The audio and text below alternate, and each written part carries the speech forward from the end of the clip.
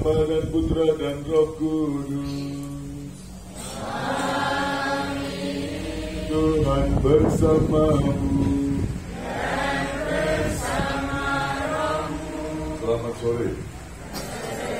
Sore ini semoga membawa sukacita bagi kita, semua sehat walafiat. Ada yang sakit? Anak? Suster? Umat stasi Lasem? Sehat semua? Bersyukur kepada Tuhan lewat Bunda Maria. Sore hari ini istimewa, mengapa? Karena kita mulai. Loh, kamu Kemis kok misa sore? Biasanya misa sore hari Senin dan Jumat. Kok misa Kemis, misa sore? Ditetapkan oleh pengurus bahwa malam Jumat pon. Kok malam Jumat pon? Oh, sekarang ada malam Jumat. Wireskat malam Jumat Kliwon. Mana lagi? Stasi Jatirejo malam Jumat Wage. Wage. Ya, bukan tiru-tiru, kita memanfaatkan. Ya. Tirakatan malam Jumat pon di stasi Lasem seterus usulan Romo Warno. Maka bukan hanya Romo Budi aja, nanti depo-depo Romo Warno. Amin. Amin. Romo Paroki. Siapa Romo Parokinya? Romo Yetno. Tidak menutup kemungkinan Romo dari paroki lain untuk mengadakan tirakatan bersama anak-anak. Semoga tirakatan kepada Bunda Maria menghangatkan cinta kita kepada Bunda Maria. Kita sudah punya dua yang bagus. Semoga ini menjadi tempat doa. Bahkan di sebelah kiri sudah ada dua stasi jalan salib. Kita juga ke sana lengkap 14 penelitian doa jalan salib. Ada kolam Yesus. Jadi parok stasi penuh devosi. Semoga anak-anak, suster, umat rajin berdoa. Amin. Amin. Kemarin saya dikunjungi ibu dari Kertosono. Itu ibunya Romo Nangde dan Nangli. Keluarga semua jumlahnya 10. Anaknya 10, 2 menjadi pastor. Beliau semua. Satunya mengajar di SPKIP, ya. Dulu gurunya Romo Pak Sokowi. Kota Tegas. Satunya ngajar di seminari, juga ngajar di SPKIP. Beliau, saya dulu sering jualan ke sana. Waktu Prater dulu bahkan pernah mengajar, menyiapkan misa perdana Romo Nangde waktu menjadi imam. Saya tugas di Nganjuk, lalu ke Kertosono. Ya, kalau mbahnya saya ke sana, Budi Teko, dok. Apa? Dibuatkan saya karena masukku dulu saya Prater suka masuk. Udah lu kono ada anak asrama di rumahnya Romo Prater. Begitu cukup dibantu sampai sekarang sudah meninggal banyak. Pokoknya mau jadi imam ke sana. Oh, Budi kok dipanggil Budi karena sudah terbiasa. Mbahnya, ibunya umur ya. Bapaknya. Lalu jadi sudah seperti keluarga sendiri. Saya sudah tidak punya bapak ibu, tak anggap ibuku dewi. Ya. Kalau Prater datang sana rambut panjang, dijawab, ayo potong rambut. Sudah seperti anak sendiri. Jadi saya senang kemarin dikunjungi sudah seperti ibu saya sendiri. Dikawal Romo Nangli dan beliau itu dan Mbak Nindu menemani, masih ada Ibu Pur, Ibu dari Kertosono. Mereka senang melihat stasi Lasem ini ada tempat untuk ziarah, tempat Gua Maria, ada jalan salib. Ya. Semoga dimanfaatkan bagi umat untuk berdoa. Oke. Pada tirakatan malam Jumat Pon yang pertama kita diajak tetap berdoa untuk intensi. Nanti kalau ada dipersilakan. Ini dua intensi dari keluarga. Semoga Brother Albert Hosea Santoso diberi kelancaran di dalam menempuh pendidikan ofisial Serikat Yesus di Girisonto. Semoga semua panitia ulang tahun Imamat para romo diberi kesehatan dan keselamatan di dalam mempersiapkan acara ulang tahun pada tanggal 15 dan 16 September. Semoga acara ulang tahun Imamat di para imam berjalan lancar. Dan hari ini kita mulai triduum. Seperti yang lalu kita berdoa untuk Romo Warno, saya minta hadiah doa 3 hari. Anda bersedia? Lalu doa 3 hari untuk persiapan ulang tahun Imamat ke-30. Mari kita siapkan diri kita datang menghadap Tuhan membelas kakinya dengan bertobat. Selidikilah aku ya Allah, dan kenalah hatiku. Ujilah aku, dan kenalah pikiran-pikiranku. Lihatlah, apakah jalanku serong, dan tuntunlah aku di jalan yang kekal.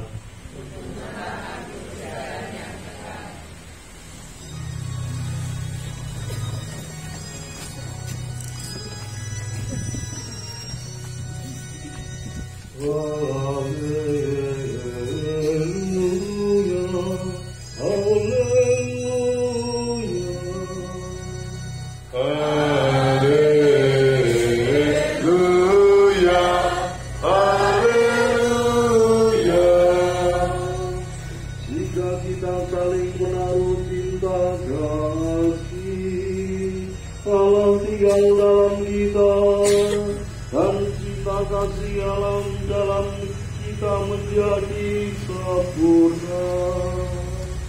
Haleluya, haleluya. Tuhan bersamamu. Inilah Injil Yesus Kristus menurut Santo Lukas.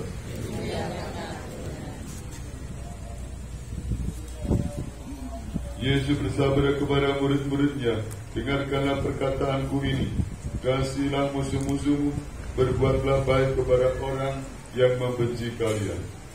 Mintalah berkat bagi mereka yang mengutuk kalian, berdoalah bagi orang yang mencaci kalian. Bila orang menampar pipimu yang satu, berikanlah pipimu yang lain. Bila orang mengambil jubahmu, biarkan dia juga mengambil bajumu. Berilah kepada setiap orang yang meminta kepadamu, dan janganlah meminta kembali. Dan orang dari orang yang mengambil kepunyaan. Dan sebagaimana kalian kehendaki orang berbuat kepada kalian, demikian pula hendaknya kalian berbuat kepada mereka. Kalau kalian mengasihi orang yang mengasihi kalian, apakah jasamu? Orang-orang berdosa pun berbuat demikian. Lagi pula kalau kalian memberikan pinjaman kepada orang dengan harapan akan memperoleh sesuatu daripadanya, apakah jasamu? Orang-orang berdosa pun meminjamkan kepada orang-orang berdosa supaya mereka menerima kembali sama banyaknya. Tetapi kalian kasihilah musuhmu dan berbuatlah baik kepada mereka, dan berilah pinjaman tanpa mengharapkan balasan, maka ganjaranmu akan besar, dan kalian akan menjadi anak Allah yang Maha Tinggi, sebab Ia baik terhadap orang-orang yang tidak tahu berterima kasih dan orang-orang jahat.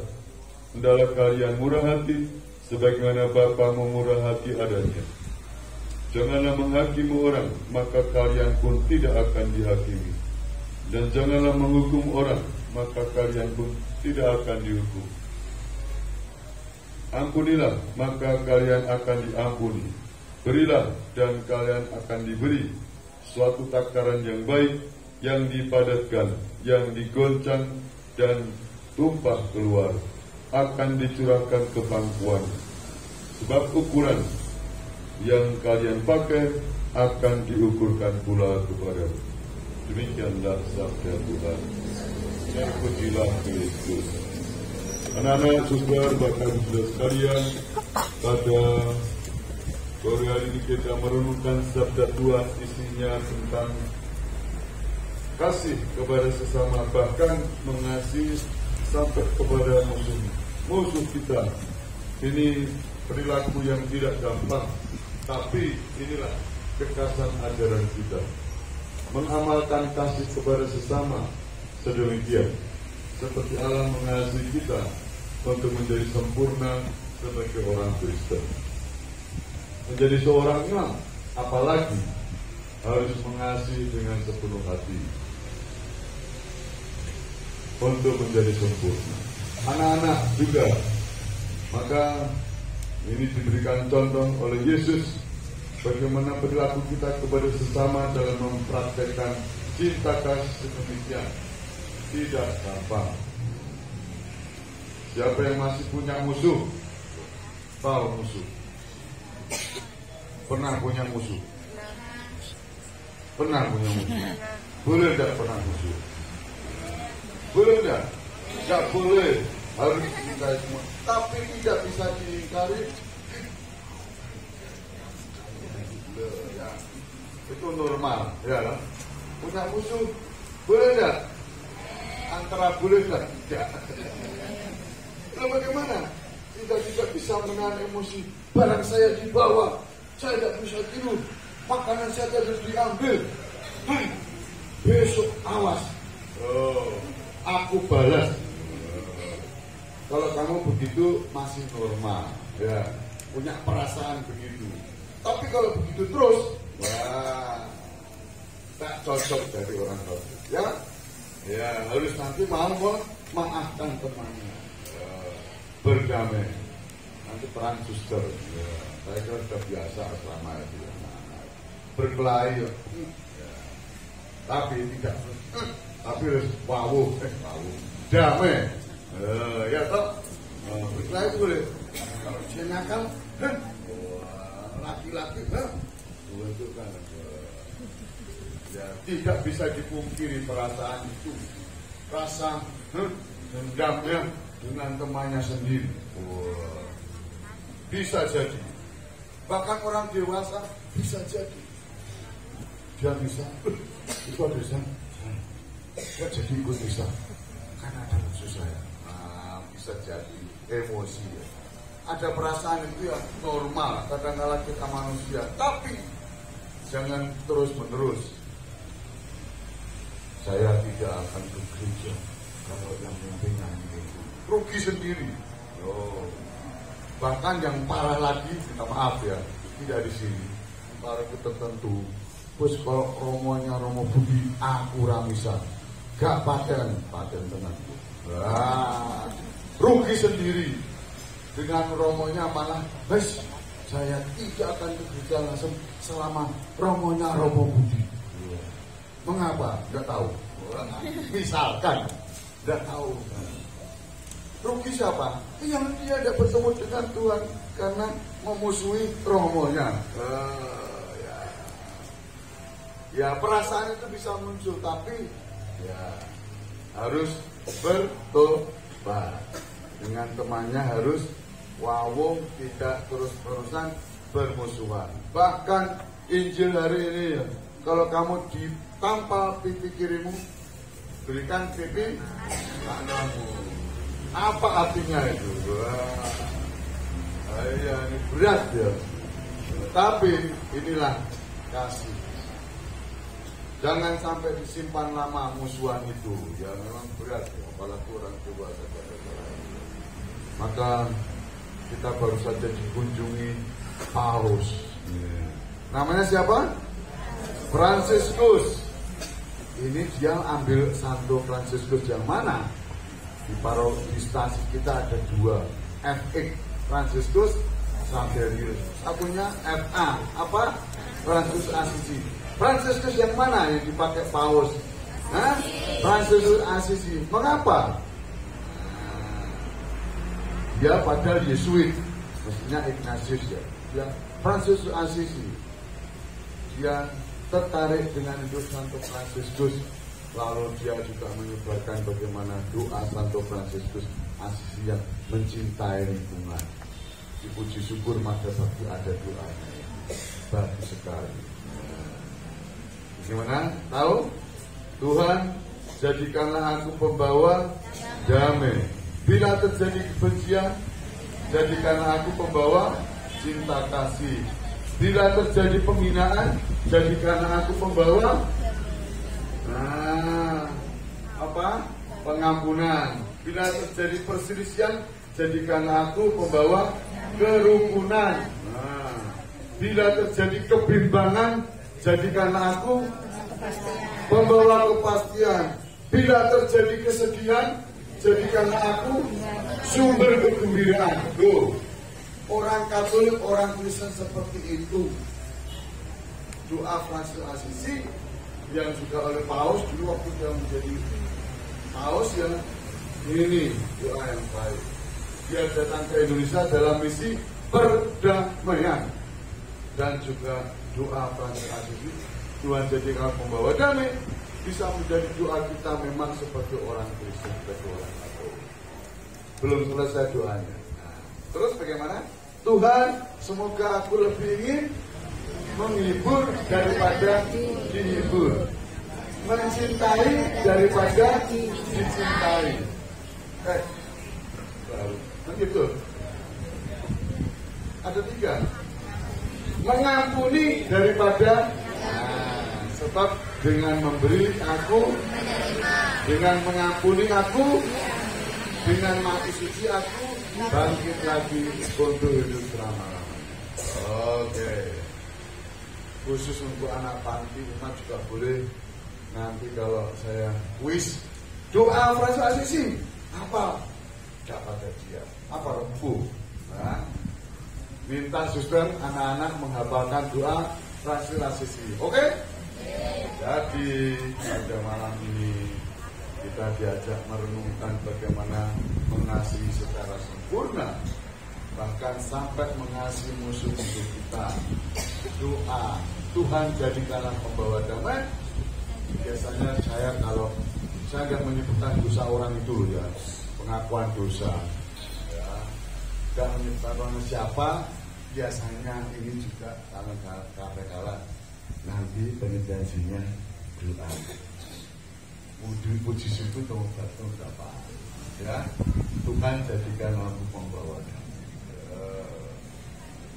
Ya, anak-anak dihafalkan, suatu saat nanti akan ditanya, bisa menjawab, dapat hadiah.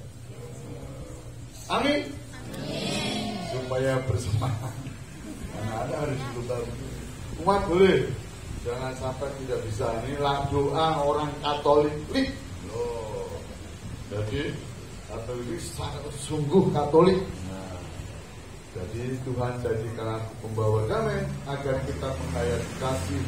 Kasih itu keutamaan, kasih itu murah hati, kasih itu mengampuni.